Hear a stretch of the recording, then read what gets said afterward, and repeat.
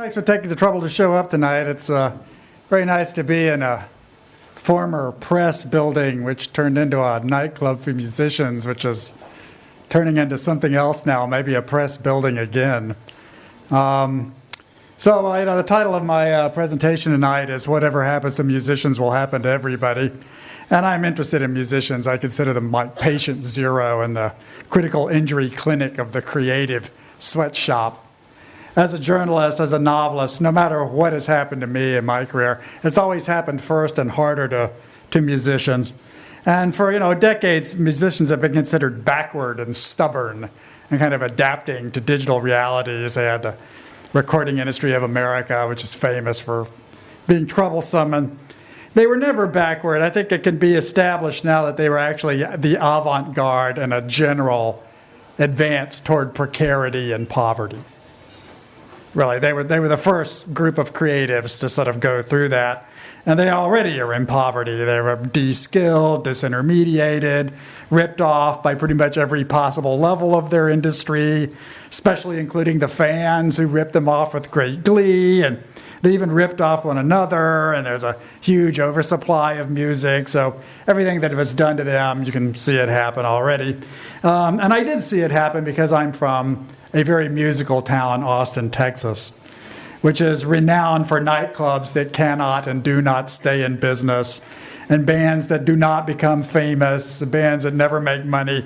We nevertheless have hundreds of bands. We have gigantic music festivals. We've never stopped creating the music, even as the business sense gets worse and worse. It's just been a state of spasmodic convulsion, endless digital crisis, vinyl, to CD, to MP3, to streaming, then somehow loop back to vinyl because that's what people who really like music actually buy now. There was no particular progress there. The music is worth less and less to everybody. The royalties have dried up for musicians. The records don't sell, the CDs don't sell, the downloads don't sell. The streams have no particular revenue model. They're just kind of, established in midair.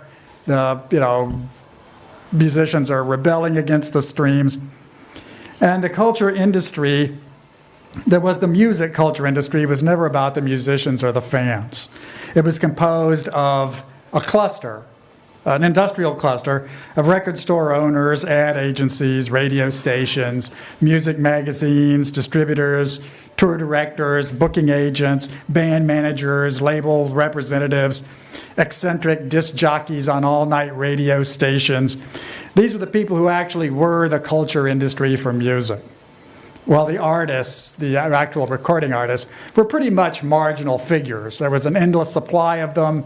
Everybody wanted to be a rock star. They died quickly. There wasn't much trouble getting new ones.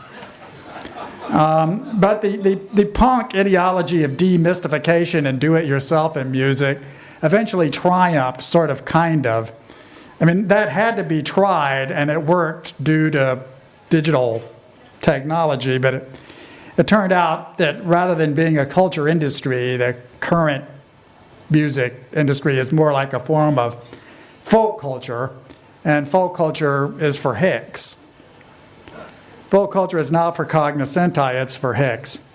So I want to talk a little bit about contemporary music, or rather the behavior of music under the regime of social media, which is what we got now, which is not so much a direct punk-style relationship between the stars and the fans, where I'm a punk and I sort of say, anyone can do it, let's all do it, let's be honest with one another, let's demolish the star system, I'm just another fool on stage like you. It doesn't have that kind of false democracy. Instead, what you have is a system in which stars are related to networks of fans arranged by algorithms.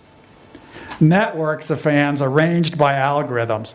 Long-tail global weirdness for the cognoscenti. If you're really into music, you can get as much of it, of any kind, as you want.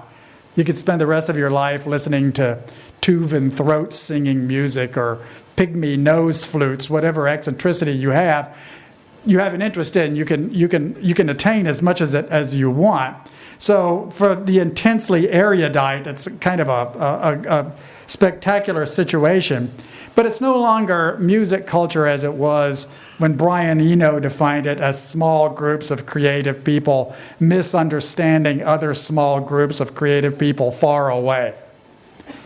That's what the music scene was like. I mean, it was like London listening to San Francisco listening to Chicago listening to who knows what, Milanese opera. But that's gone away, and what it's been replaced by are very large demographics of machine-assisted hicks, a few music industry executives, some myrmidon middle management types. And the character of music changed because instead of following the dictates of the music industry discovered that what the audience actually wants to listen to is urban pop, R&B, rap, and country and western, in the US at least, which were always demographics that were underserved by the culture industry of music. They didn't take those people seriously. They knew they had a lot of money, but they didn't want to give them music they themselves didn't like. But they do really like that kind of music, and there's been remarkable stability in the pop charts, at least in the US now. There's a famine of success. You don't really have very many platinum records, but the few people who are at the top have stayed at the top for several years, or just kind of the same faces all the time. A very tiny group of kind of ultra-successful musicians in an industry which is, basically in collapse. And the music sounds statistically similar. It actually is very samey, and it's not merely samey. I mean, the arrangements of the notes are same, and the way they're produced are the same, and the instrumentation is quite the same. And there have been no major new genres of music created recently. I mean, there are sort of micro-genres, various kinds of trap, rap, electronica, and so forth, but nothing like jazz, blues, ragtime, no huge convulsions recently. Nothing dies, but nothing new is born, as Simon Reynolds said.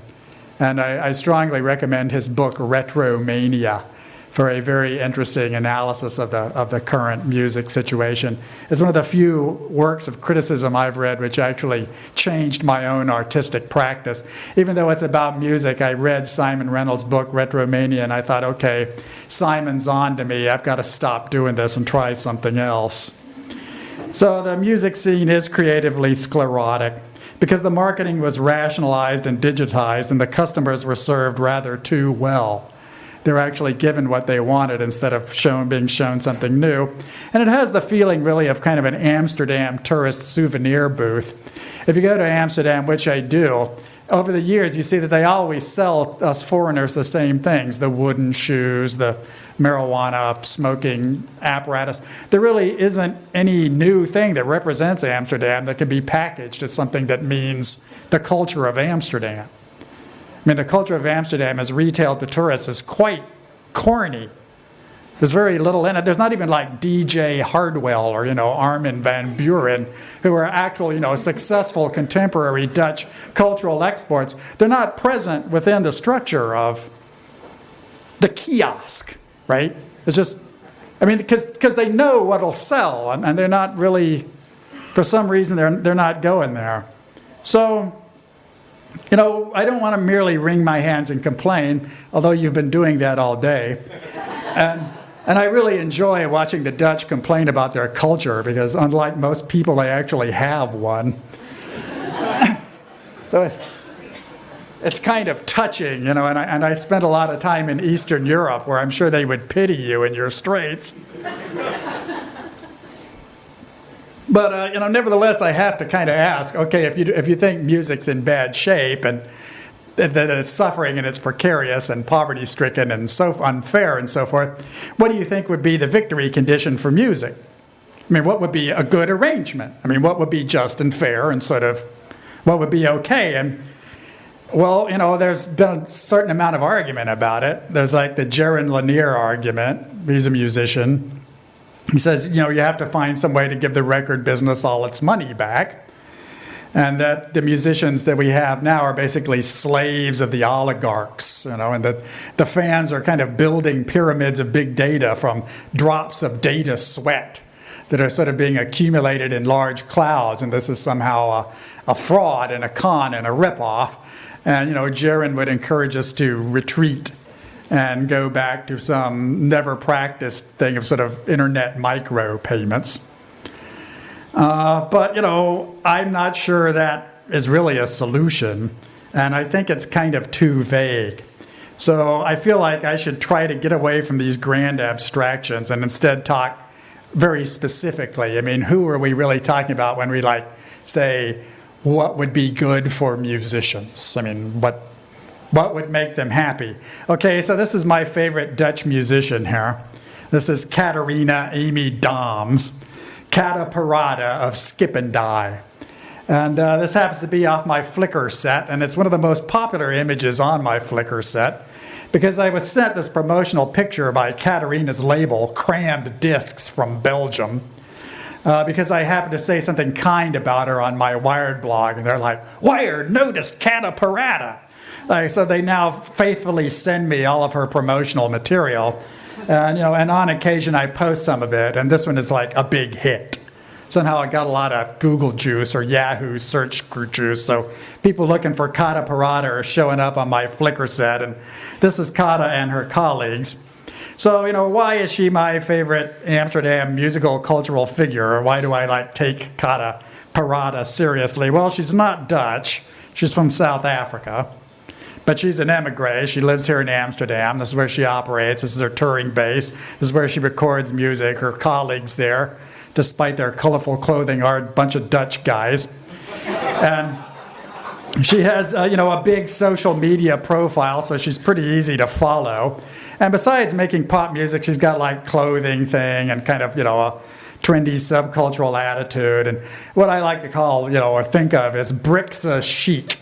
She's somebody from South Africa, so she's like a voice of the Brazil, Russia, India, China, South Africa kind of emerging axis of cultural expression, and and she sees a lot of stuff I don't see, and is kind of doesn't exactly report on it, but at least bears witness to what she's doing as she's touring the world and kind of announcing herself as, "Hi, we're from Amsterdam and we make electronic jungle Afro funk," and a certain percentage of the world responds to that with enthusiasm.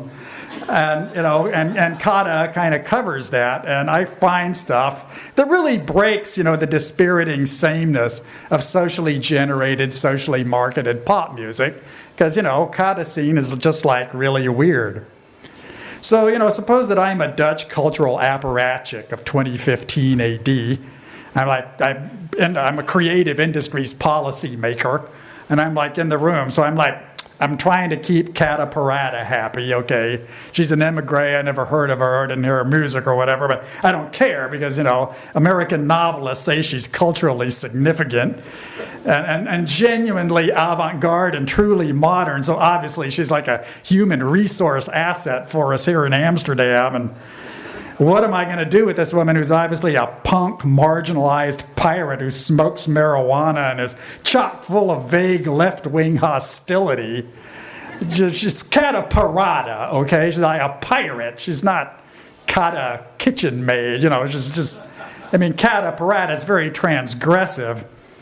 So, what can I do to make her happy? How can I deal with this creative cactus here and sort of come out with some kind of, win-win situation? Well, of course I could just ask Cata Parada herself. It's okay, Catharina, level with me here. What is it that you really want? What's going to make you happy? You're a musician.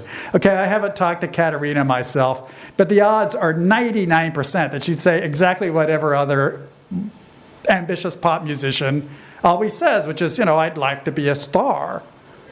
I'm touring, but I hope to get a big break, and I'd like to sell 1 million records and be world famous and have fans adore me, and just be really, really rich and famous, and a kind of a major cultural figure, and go around the world and have everybody recognize me, and that's okay. But and it's what the system always does to musicians. And it's what they aspire to, but it's like boxing, really. If you look at the history of people who've undergone that, it's a notoriously unhealthy lifestyle. Really, graveyards are just crammed with the Janis Joplin lookalikes. It's a road toward misery, that kind of reward. I mean, the super reward for the super famous musician. I feel a moral qualm about sort of saying, oh, well, we should do that. It's all, sure, let's promote Kata. We'll try to make her big. I don't think that would help. I mean, if Kata was big, she'd be Lady Gaga.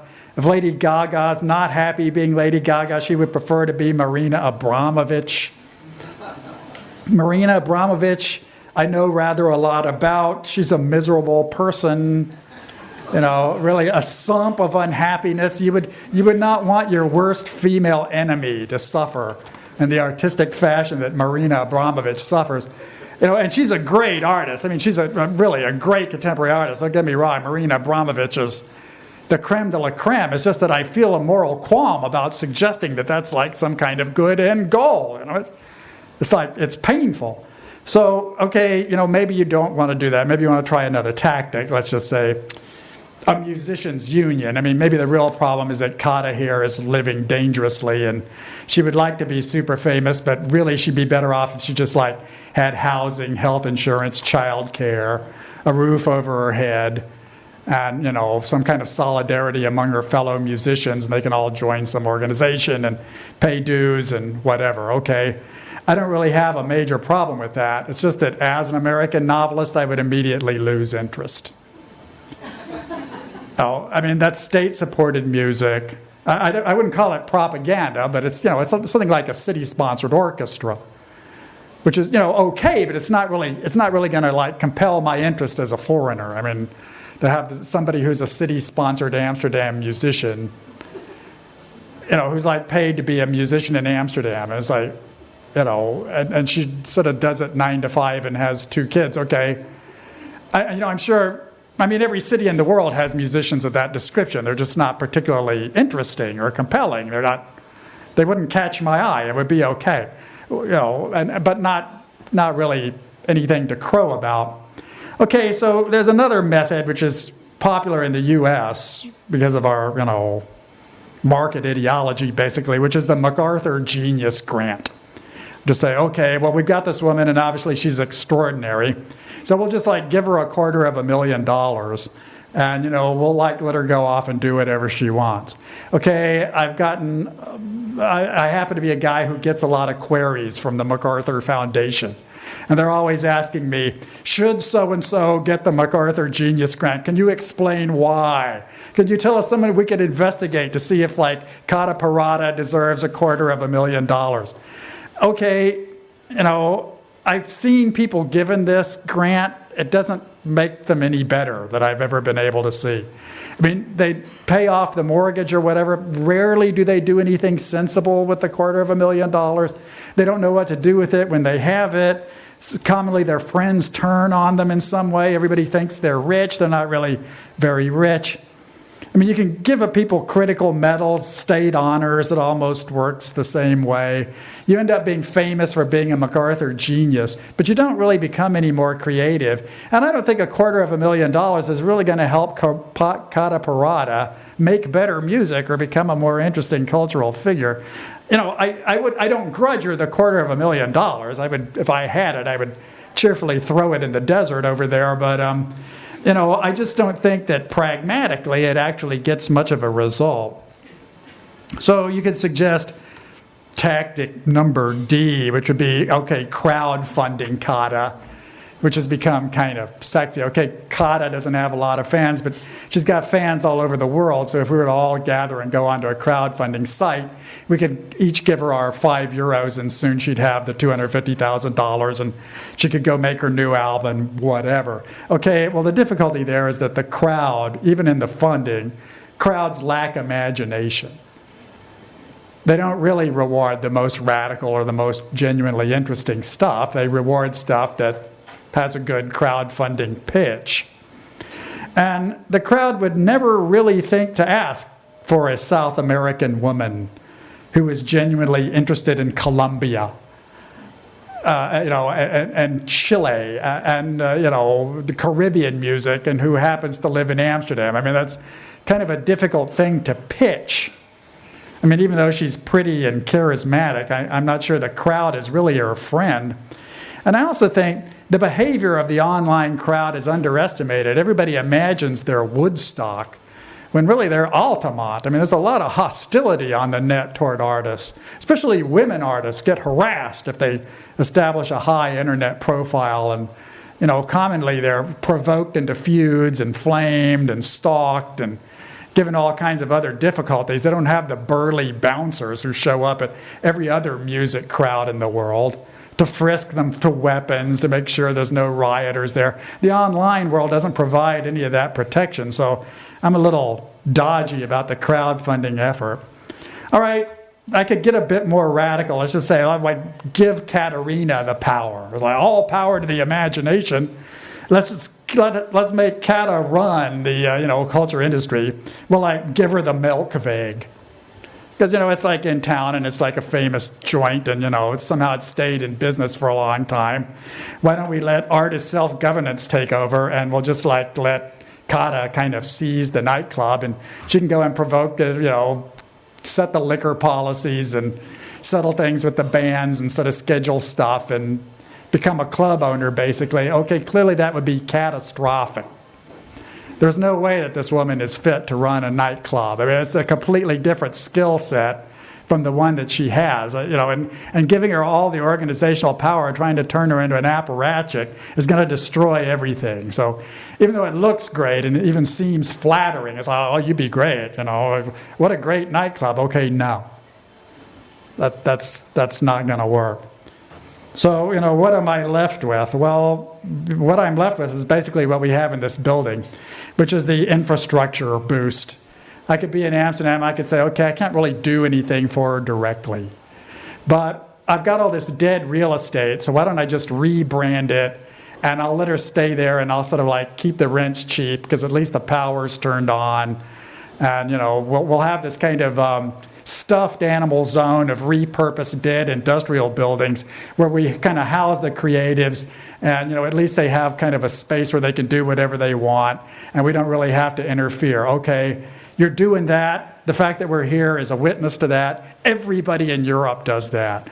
Increasingly, everybody in the USA does that. I mean, the stuffed animal is the headquarters of the culture industry everywhere. Everywhere the culture industry is housed in badly designed, badly ventilated, leftover, semi-ruined, gentrifiable barns like this.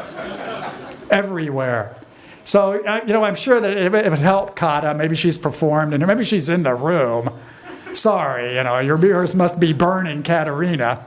But, it's not really going to help. I mean, it's what people do. It helps in some ways. So, I'm at a bit of a loss there. I mean, I don't really know what I would do for Katerina as a Amsterdam cultural apparatchik. I think I would try to get her legal protection, because she is an emigre, and no doubt there's a lot of paperwork that she's going through. And and I could put in a friendly word with her with the immigration authorities and try and handle some of her double taxation problems and these other kind of emigre hassles, which are frequently fatal because people just don't know how to handle that. Okay, that seems doable to me. And I have one original idea, which nobody in the creative industries has ever come up with. I know it seems paradoxical, but maybe it would be good to offer her some way to quit. Instead of supporting her as an artist, I think it might be good to offer artists a kind of sweatshop get out of jail free card. Like, if you agree that your music career no longer works, rather than becoming a depressive and dying of heroin, why don't we give you a pension, a modest pension, if you swear never to make music again. And we'll give you a little medal that says, I used to be a musician and I'm not anymore, and you could trust me now, and I don't have the musician's bad habits. I'm going to go back to wherever I came from, become an eccentric high school art teacher or whatever your fate is in your post, whatever. But it's actually the fear and kind of the trap of the sweatshop that makes a sweatshop fatal. If you can actually walk out of a sweatshop, it's just sort of like a badly ventilated rave in there. You're getting cheated, everybody's drunk, but, and there's no fire code, but you don't call that a sweatshop because you get to leave after one night. There's like a visible exit strategy, and nobody ever offers creatives that, like an honorable exit. I mean, even in the military, you can get out. Even in prison, you can do your time and be discharged. Once you enter a bohemia, there's no sort of cleansing process. You can't sort of say, okay, I would prefer, this just isn't working out. And I would like to see somebody invent that. I think it might really help. Okay, I don't want to take too much of your time here, but let's just whip through this. Okay, this is the polar opposite of European music, Carla Bruni Sarkozy, who looks entirely unlike Kata, although, there are obvious physical resemblances there. Okay, so, what is the story here? Why am I very interested in Carla Bruni Sarkozy? Well, she is the great, you may not know this, but this is Europe's great creative industries romance story. Because when Carla Bruni first met Nicolas Sarkozy, it was in the Élysée Palace in a description, in a private meeting about the French music industry and the French creative industry's problem, and especially intellectual property, the Hadopi initiatives and so forth. She was a musician, and Sarkozy invented a cluster of musicians and invited a cluster of musicians to show up to meet him as president of France to discuss reforming French music and information policy from their perspective, just, to help out the artist. And, 6 weeks later, they were having a raging affair, and she became the première dame of France. So, Carla is a musician. I mean, she's a former supermodel, but she's actually quite a good musician, sold a lot of records. But she also has no business model in music, because when she became the première dame of France, she signed over all her royalties to her AIDS charity, which she had established as the First Lady of France. So when Carla goes out, performs, sells records, and so forth, even though money is generated, she doesn't keep any of it. She's simply giving away her money as an act of noblesse oblige, right? And she doesn't really need the money. I mean, she never needed the money. I mean, she just happens to be from the Piedmontese aristocracy who have a very high work ethic. She didn't have to become a supermodel. She didn't have to, marry. She didn't have to be Mick Jagger's mistress. She didn't have to hang out and have Eric Clapton tell her how to teach the guitar. I mean, she has a private fortune of somewhere like 12 million euros. So, she did all these things merely in order to participate, right? I mean, she just wanted to, be there and give because, she's a bohemian aristocrat. And she makes no money from it. So she's past that. I mean, she's precarious. I mean, her public could turn against her. She's had hit records, she's had flop records, and so forth. But she still tours. Commonly, she takes Sarkozy with her. He's kind of the groupie of her tour. She appears on television. She is, basically, she's oligarch rock and roll. This is music which is coming from the elite of Europe, the top of the food chain, people who just don't need the money, they don't need the revenue, they're actually just expressive, and I will be frank, I think Carla Bruni is a much better musician than Kata Parada is. She's better educated, she's better at playing her instrument, she has a better voice, she had a better teacher, Eric Clapton, taught her how to play the guitar. And I would further assert that if they changed lives, if they woke up in one another's clothes, Carla Bruni would enjoy being Kata Parada. She would carry it off with great ease, whereas Kata would probably be assassinated if she took the place of Carla Bruni. A Carla victory, a kind of world where music is made by the rich and powerful and distributed as a kind of gift or blessing to the rest of us, represents a massive defeat for my personal cyberpunk tactical media notions. But should that happen, I would forgive her. I don't take it personally. I know we're all temporary. And there's very little she could do about her situation. And this is the reality check, in my opinion. Carla is the part of the reality that's sort of gone unchecked. She is modern European culture. She is a harbinger of what European culture looks like under sustained conditions of great inequality. kind of the new mogul and oligarchic, bling-bling aristocracy writ large. She is their artist, and she's even a kindly person. It's actually a warm-hearted aristocrat, somebody who is keen to defeat epidemics and, mix with the people. She's something of a populist. And, if this sounds a little far-fetched, I would suggest the Kata Carla Chinese blind taste test. Imagine you have a Chinese consumer who doesn't speak English or any European language, and you play him a Carla Bruni track, and you play him a Kata Parada track. And you say, which of these two female artists should be supported by the European creative industry system? There was no question he would pick Carla Bruni. She sings better, she has a nicer voice, she can really play her guitar. You got to give it to that one. You can't give it to the one who's like yelling and like computer noises are coming out. I don't understand that. Anybody can understand this other one. She sounds great. Can I buy her record? Okay, that would be the response. Carla deserves more creative industry state support than Kata Parada does by pretty much any sane method of culture industry analysis. That's the reality check. So, what are we supposed to do about all this? Well, people are very down in the mouth. We're in a depression. We're super upset. It's like, things aren't turning out as we expected. Like, we were hackers. We freed the data, but then they locked up all the metadata. And, we've been put on the back foot. Everything's unfair now. Okay, let me speak to you as a novelist rather than somebody who's into the tech scene. Did you expect a permanent technical solution to the human condition? Did you expect that your children would have no problems? Did you expect there would never be a conflict between the likes of Kata Parada and the likes of Carla Bruni Sarkozy? Did you think all class conflict would somehow dissolve? And I rather think that Kata Parada and Carla Bruni Sarkozy, should they meet, would become fast friends. Despite the vast gulf between them, they have huge commonalities. Did you think that would stop?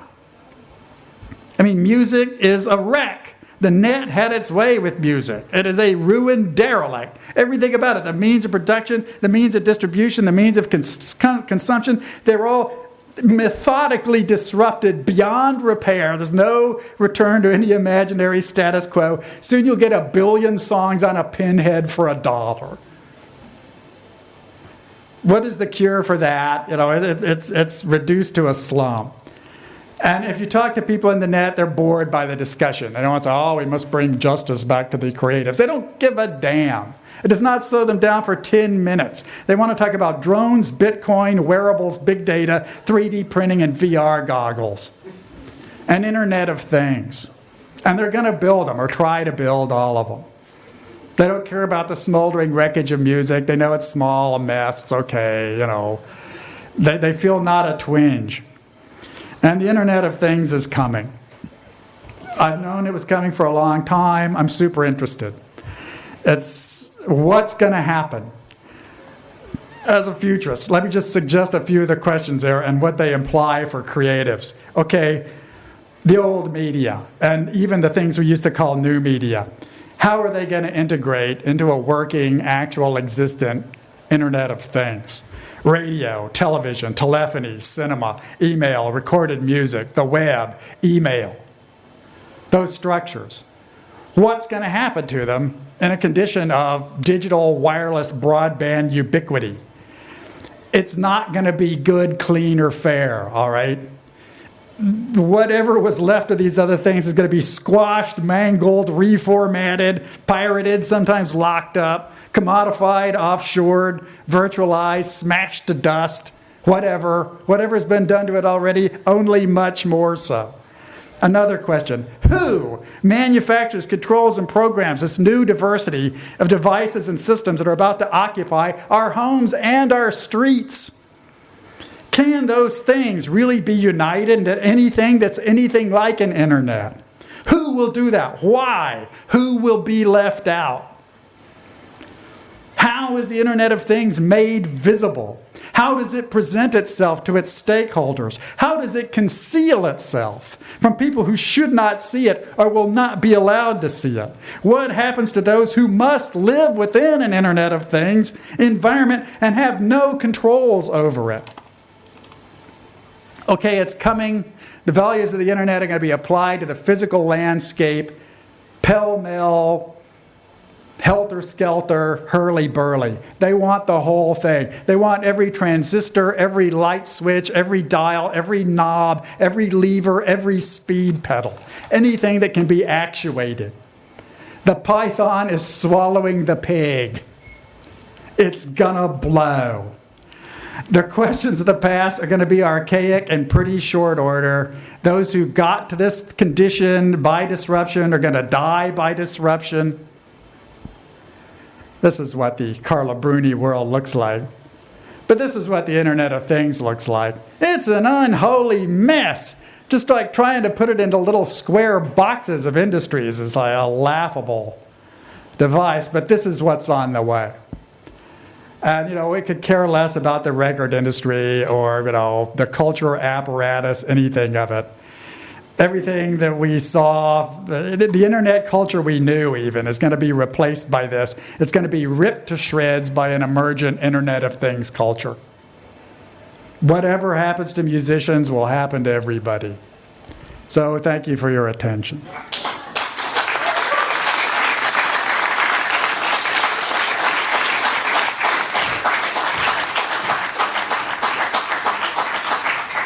Thank you very much. Bruce, you're already sitting down, but I think that's a bit premature. Maybe you have some questions from the audience? If you must. I know we do. Please no quoting Hegel or Trotsky. Did everybody get Dutch. that? I know no that Hegel? suffers. No Trotsky you could do, no Hegel tonight, please. Does the audience want to start? Yes. Question.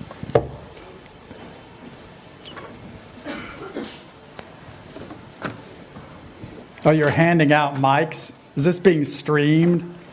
No. Absolutely. Okay. All right. Well, what the hell? How do you see the class struggle in, you know, when this happening? How do you see the class struggles form? I see it like Ukraine's class struggle. And it's not really classes, it's about oligarchs. It's not like a class of rich guys. It's about 80 rich guys who basically own half the planet's wealth.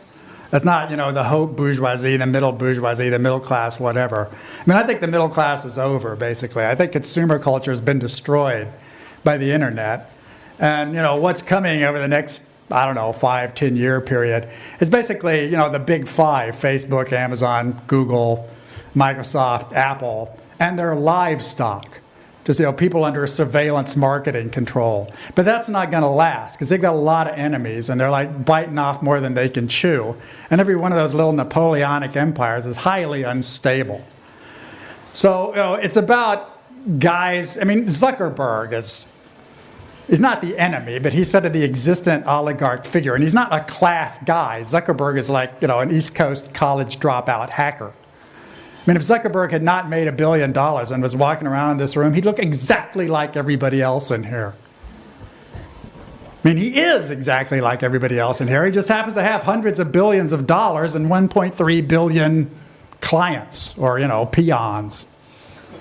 And that's what social media has built. You know, and they're not the only thing. I mean, there's still the oil guys, climate crisis guys, religious fundamentalists, whatever. I don't think a class analysis gets you anywhere. I mean, maybe a creative class analysis. If you really want to belong to a class, that makes you feel more cozy or something. But, you know, it's not going to get you off the hook because you're still using their operating systems. I mean, they still embedded themselves into your lives, and now they're going to set their fishhooks into every other possible aspect of what's going on. So, you know, this is the income inequality thing here. I mean, you know, until you like whip that, practically everything else you do is useless. They've got all the money. I mean, at least the tech people are a little afraid of the financiers. The thing that would be really scary would be if they were in you know, genuine allegiance rather than covert allegiance. But actually, I think the likes of Apple hate and fear the bankers.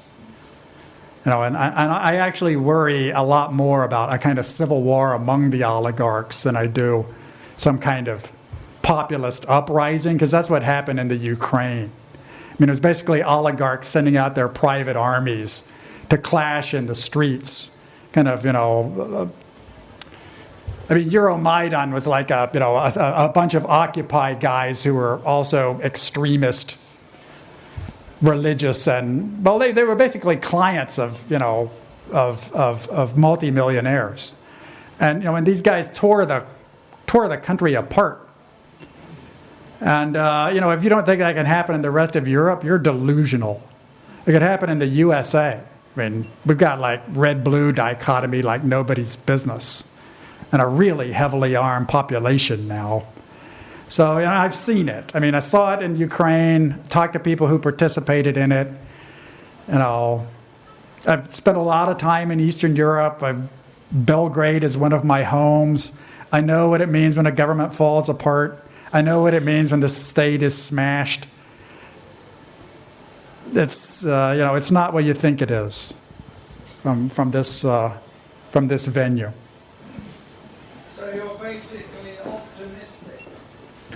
I'm optimistic in the sense that I think this isn't going to last very long, and I'm optimistic in the sense that in some ways everything has changed because I got what I wanted.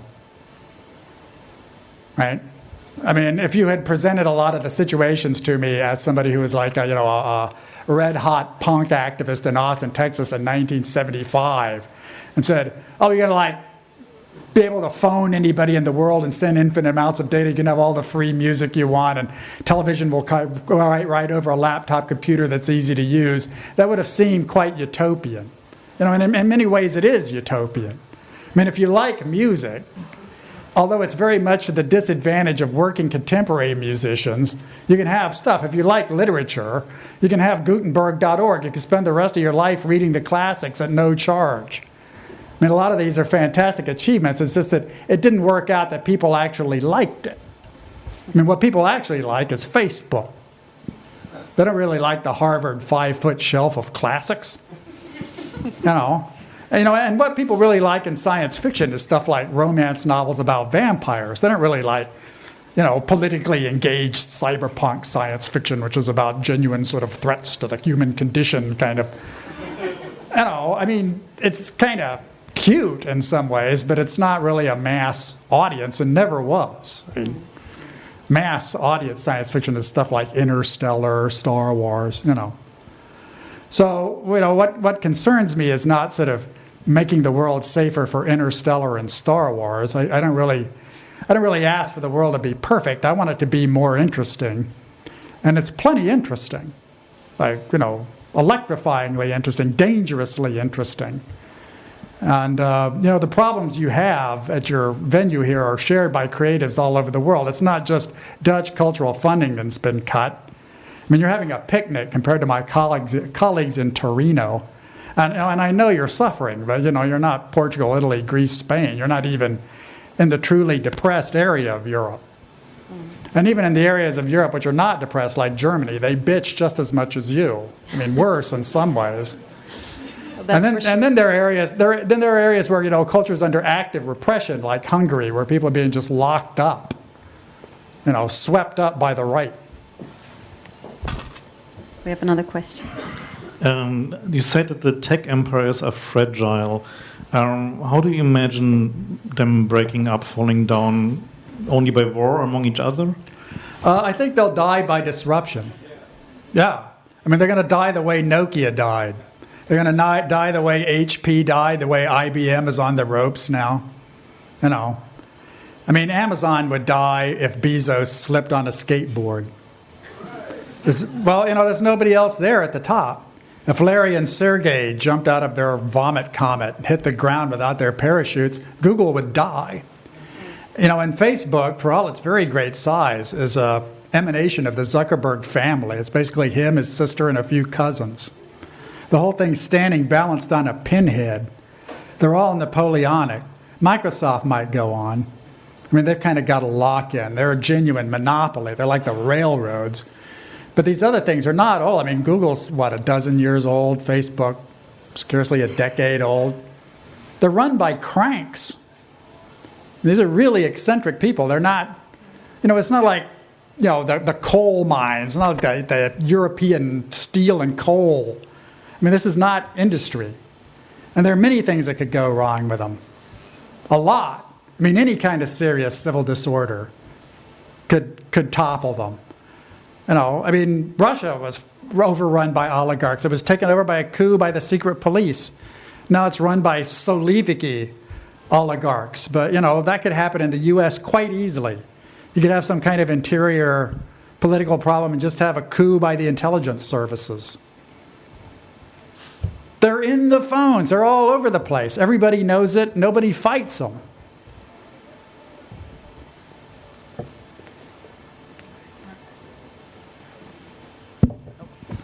If the big five, as you call them, are the Bonapartists, then who are the Bourbons, and who are the Jacobins, and who are the Republicans? Right. I hate to press that because, Napoleon was around for a long time. But, and I'm not sure how far that thing pushes because there weren't 5 Napoleons. There was only one. So, you would probably say that the Bourbons are Microsoft and Napoleon was the late Steve Jobs and, something else like that. It's not like, I expect the 5 of them to get into trouble from some other initiative. If you look at Internet of Things, which I do, I have an Internet of Things Tumblr, which you're welcome to have a look at, where I'm like collecting notes for a nonfiction book on Internet of Things. It seems to be grouping up into loose consortia and alliances of people who are agreeing to use certain forms of bandwidth, certain forms of software, certain forms of hardware. Stuff like, all join or all seen, which is supported by Qualcomm and Microsoft, but not by the other 4 big guys. Or Apple HomeKit, which is, of course, Apple's vertically organized Internet of Things scheme. Or Google's Android for cars, where it's trying to export the Android operating system into all kinds of devices. That's what the robots are about. That's what the cars are about. It's even what Google Glass was about to an extent, right? There's 5 different models of how you can do it. How do you internet everything? Do you put the internet into things? Do you put the internet into handheld device? Do you put the internet into the cloud? Do you do it at a local, grocery store? Do you have a hub in the home? Is it something that's in your clothing? Is it something that's on your body? None of those things have been figured out. Hundreds of millions of dollars are being poured into that now.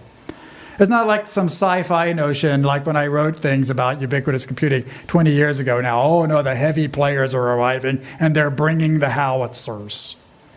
And, and it's not about you. It's not about the consumer. It's all about them going head to head over protocols, bandwidth, software, lock-ins, cheats, distortions, hacks, rip-offs, clever schemes in the legal system.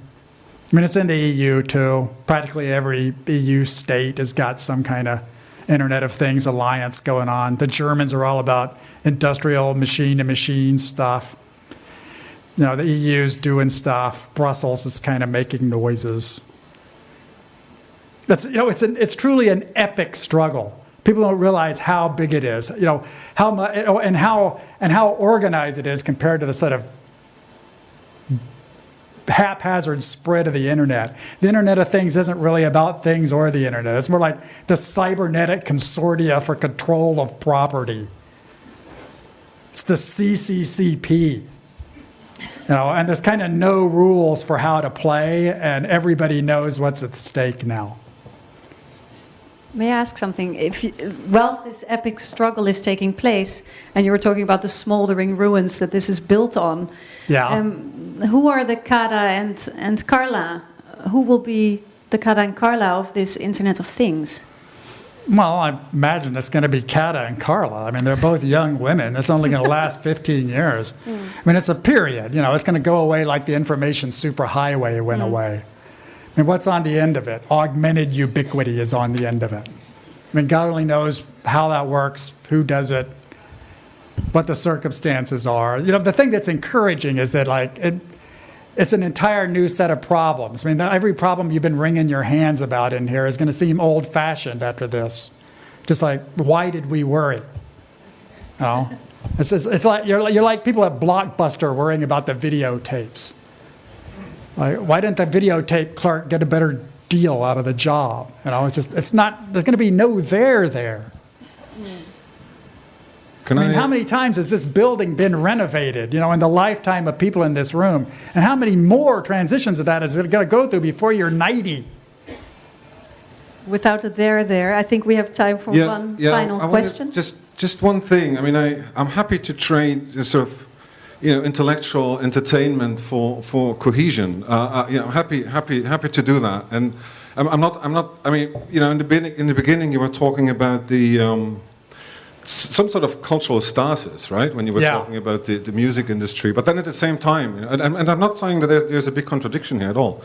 You know, and at the same time, you're saying, you know, the stuff that you were sort of dreaming up 20 years ago, you know, all this exciting, you know, communication and data stuff and all that, you know, you couldn't even dream up. It's even more exciting than you dreamt of, right? Yeah. So I mean, there are all these things, and they happen at the same time. Yes, there is stasis. Yes, there is excitement. Yes. And I'm also not asking you, you know, so how do you solve all this? How do we solve this? You know? Right. Yeah. But I mean, you're saying that there's a big struggle going on, and I agree. I just wonder, you know, what the fuck are we struggling for? What is it? Survival? What is it?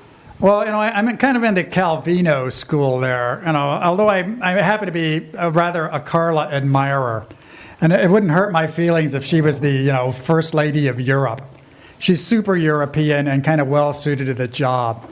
And, you know, I don't, you know, rule by Carla's version of the aristocracy is not the worst thing that could ever possibly happen. I mean, if you're looking for stability, even though she's an ex-groupie and supermodel, this is pretty much as close as Europe gets. That's what we're struggling for. Yeah. Yeah. You know, I mean, this is one of your, you know, one of your possible agendas here. Well, you know, and she came out of nowhere. Who would have thought that Mick Jagger's girlfriend was going to be, you know, the premier dame of France? And she certainly did a vastly better job than, say, Valérie Trierweiler, who's, you know, a television journalist, blew up, you know, just fantastic mess. But I don't really, I mean, I do worry about Carla, actually. I think she may be living a tragedy, and, you know, I do fret about her the way I fret about heads of state. I know their lives are dangerous. But this is what I really fret about. And here I'm in the Calvino school of, like, we must recognize that we are in hell, but not everything around us is hell. And we must find a way to find the things that are not hell and give them space and give them duration, right? Give them space, give them duration. Okay, she doesn't need a ton of space, and she's not going to last forever. But it's important not to put out this particular candle wick. And, you know, it's probably within the power of the people in this room to figure that out. This you're not going to figure out. That you can probably do a lot about if you put your minds to it. So, you know, good luck for you. Thank you very much.